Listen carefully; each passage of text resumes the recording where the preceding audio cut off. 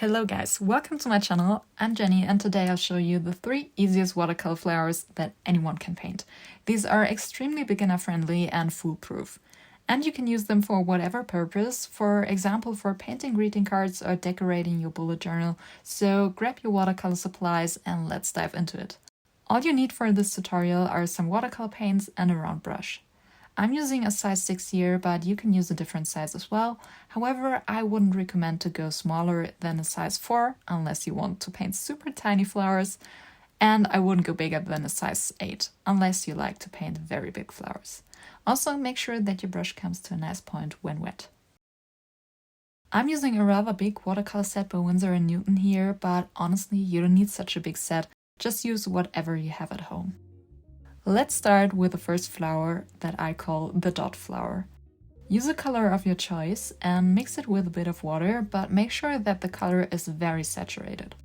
Load your brush with the paint and then make little, very wet dots on paper that form a circle. The dots shouldn't touch one another, however. And now you gotta be quick because we don't want the circles to dry.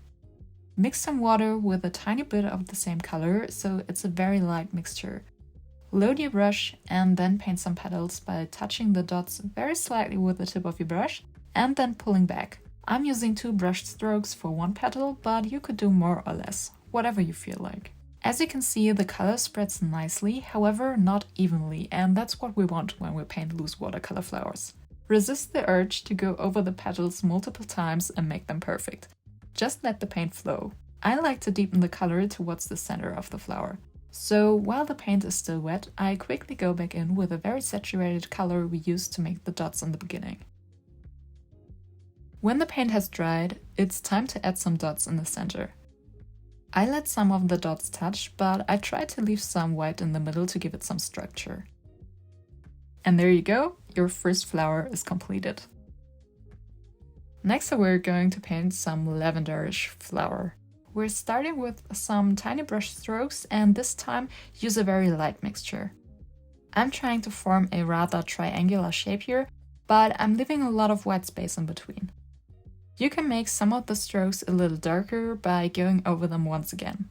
Now comes the fun part and we're adding a second color.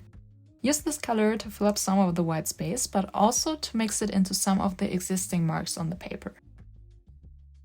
To give the flower a little more dimension, do the same with a very saturated mixture of your first color. I mainly added this color in the bottom because that's where I would expect most of the shadows to be.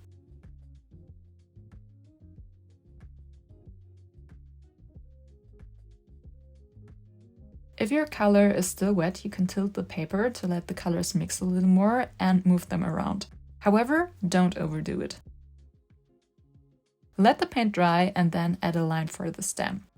I also like to add a leaf, which is really easy to paint as it's one brush stroke. Basically, while pulling your brush, you vary how much you press it down on the paper. You start with very light pressure, then push it down and then go back to light pressure. And that's all. The second flower is completed.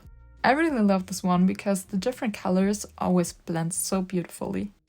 And last but not least, let's have a look at a flower that looks more complicated to paint than it actually is.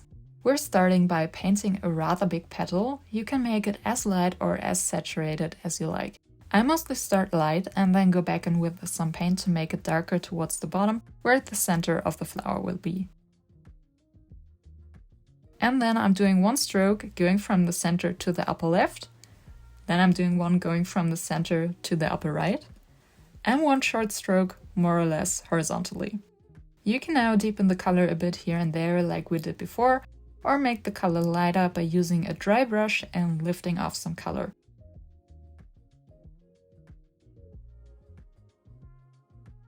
Or you could even mix in another color.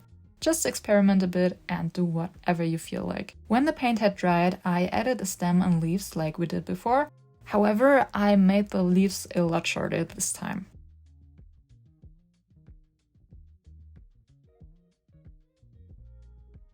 Last but not least, fill the center with some dark dots, and this flower is completed as well. As you can see, these flowers are very easy to paint, yet very pretty. So make sure to try these out because they look great in any loose floral watercolor painting.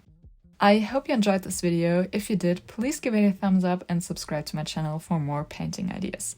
Thank you for watching and see you next time. Bye!